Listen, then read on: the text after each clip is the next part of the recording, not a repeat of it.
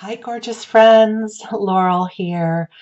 It is early in the morning. It is a Monday morning, and the sun is just starting to come up, so it might look a little dark in here. I love this time of day. It feels like the world is still quiet, and it's easier to connect with the divine. And so I thought I would record this for you now before the world wakes up and gets a little bit noisier. So, in this moment, from my heart to yours, I am sending you so much love. And I'm coming to you today to talk to you about my class that starts tomorrow, October 20th, called Mystical Magical You. And what do I mean by that? So I thought we could have a little bit of story time about how I found my way on my mystical, magical path and what that's meant for me, in hopes that it will mirror an awakening in you about your mystical, magical beingness. So, if any of you have listened to my podcast, I think about 50 people have. So if you haven't listened to it, you're in good company. If you go look for Musings of an Earth Girl, I share about my first ever psychic experience that happened in my 20s. And that sort of started my mystical path, but not necessarily in earnest.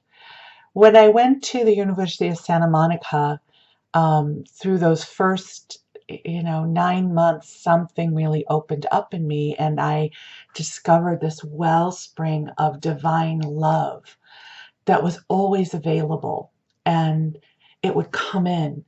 It was there, and when I opened up to it, when I opened my awareness, it would flow in, and light would happen, and healing would happen, and love would happen.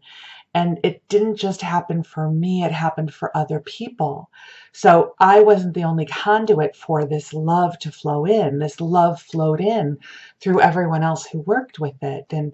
And that awakened something in me, that there was something beyond what my intellect understood that was available to me and to all of us.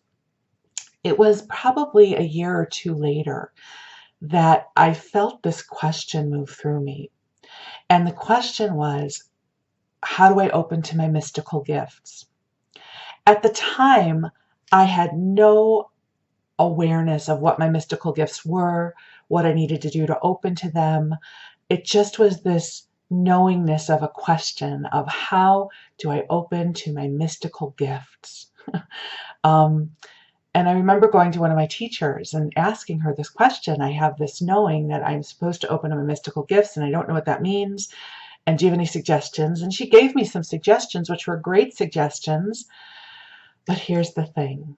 I often say when I'm teaching, when you hear your truth, you know your truth, especially when it comes to this stuff. That there's this knowingness, there's this yes, there's this opening that happens when we hear our truth. And the suggestions that my teacher gave me were wonderful, and I looked them up, and they were above board, they were terrific, but I didn't have that alive yes happening within me.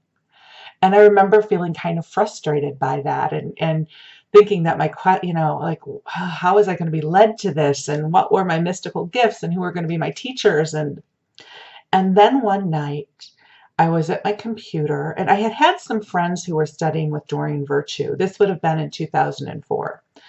And they were taking her angel practitioner training class. And I remember at the time thinking, oh, that's so sweet. I'm so happy for them. Angels, what a nice concept. When they would talk about it, I didn't necessarily feel this thundering in my belly saying, it's for you too. I remember just thinking, oh, that's sweet. I'm happy for them. I really was. And but something about that night, I looked at Doreen Virtue's site. I don't remember how I came to it or anything like that. There wasn't some mystical experience that drove me to it. I just was probably bored and surfing, and kind of looked on her site for some reason. This was pre-Facebook, and she was offering a number of classes at the time. That's what she did, and one of them was angel therapy practitioner training that was going to be happening in Glastonbury, England, in May of 2005. And the other class was a small group class limited to 20, I think 20 or 25 people, which was mediumship. And that was happening in October 2004. And here's what I heard and felt move through me. If you want to get where you're going, take both of these classes and do not whittle it down so that you are comfortable with it. I mean, it was like thunder. It was this is what you are supposed to take. And I remember at the time that Doreen was also offering angel therapy practitioner training in Laguna Beach, which would have been closer to me and less expensive. But my knowingness, or my guides, or whatever we want to call that, my soul said, you need to go to Glastonbury for angel therapy practitioner training, and you're going to take this mediumship class in Laguna in October of 2004. And I basically got out my credit card, because back then her classes sold out like that. I put in my credit card for both of those classes, and I committed to my path. And there was then peace, and I was terrified. I was excited and terrified. I'm not much of a daredevil, so I don't go to amusement parks. I'm not big on roller coasters, but I would imagine those big roller coasters that take you, plummet you to the earth. That's what it felt like for me. And I had a profoundly mystical experience before the mediumship class. So in the mediumship class, I was convinced that this was going to be about channeling angels, because Doreen worked with angels, and I didn't know the difference between mediumship and channeling and angels, and I thought they were kind of all the same thing. And it talked about connecting with dearly departed loved ones, but I thought, and I'm not going to have to do that, because that didn't really appeal to me. And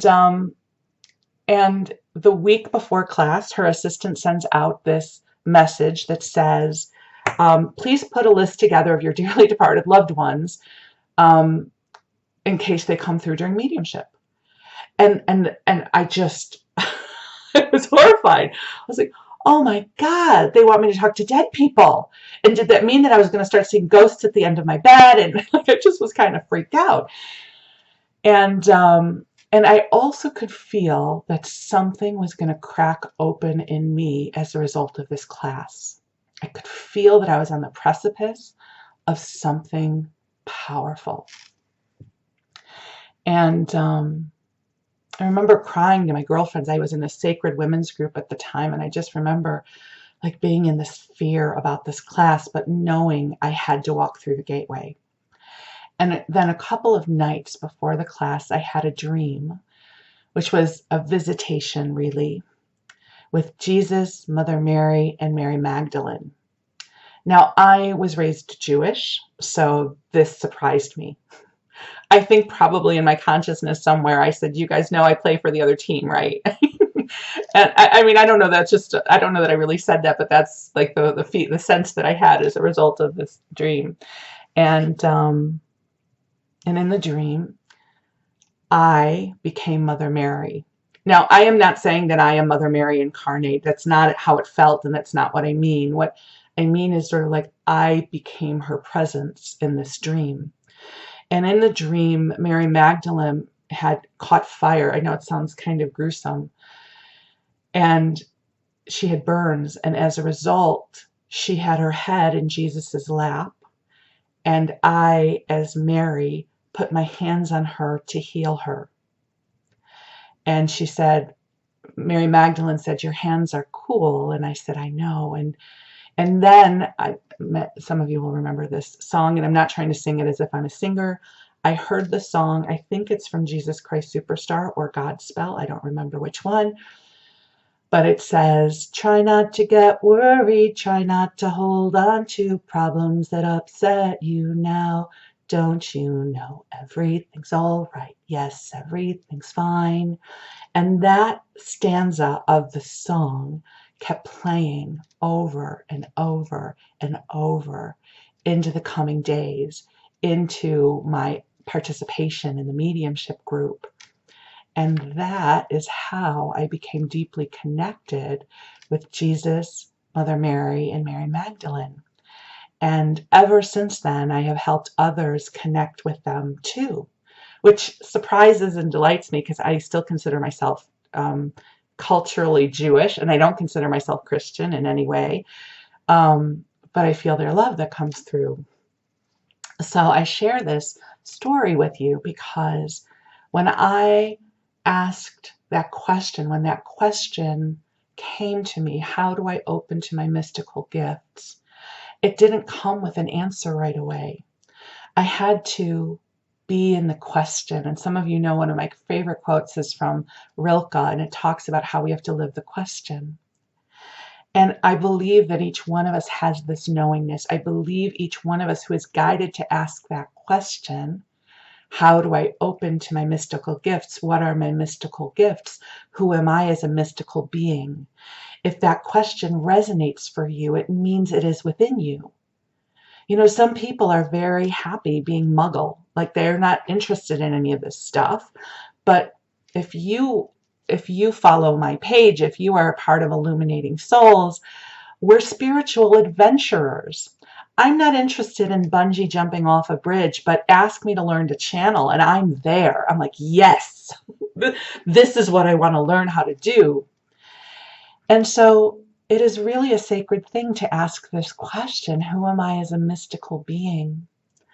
And you know, the other thing I remember is always since I was a child, I wouldn't say I was mystical, but I would say I dreamed, I hoped that there was this, I didn't have the word dimension then, but I will use it now, this dimension beyond the 3D life that that I was supposed to be in. I've always been somebody who daydreamed. I've always been somebody who saw or felt beyond what was being lined up for me in linear world.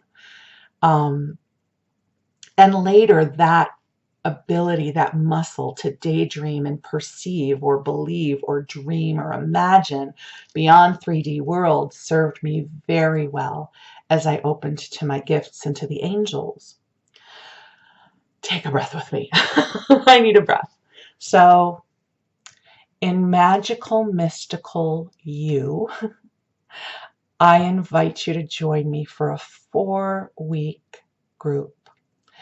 It's going to be a small group experience. We're going to meet over Zoom. So there's going to be we're going to get to see each other. If you don't want to be seen, you can turn off your camera. And I'm going to walk you through a sacred process of discovering even more of who you are as a mystical, magical being. So whether you are already aware of your mystical, magical goodness, and maybe you are craving some support in opening even more to who you are or anchoring in that, or if you're brand new, if you're like, I don't know, I kind of thought I was a muggle, but I was really hoping I was more like Hermione or Harry Potter, or I love the work that you do, Laurel. I was hoping that some of that might be in me too. This is your class. We're going to work with your intuitive language, this subtle language that is unique to each one of us. The way my intuitive gifts work is likely different to how your intuitive gifts work. There may be some overlap. I can share with you a little bit about what works for me, and hopefully over the next 4 weeks you'll discover what works for you. We're going to talk about some of the mystical, mythical archetypes that have deeply resonated for you, because I believe that when you can identify what resonates for you, they hold a mirror up to what exists already within you. And there will be more. So I hope you can feel the vibration of this class. I love mentoring you and holding a space for you to awaken to even more of who you are. And if you are guided to join me in this class, which starts tomorrow, I know I have not given you much time to clear your schedule and think about it, but I'm kind of spontaneous when these classes hit me. I don't want to wait. So we're starting right away.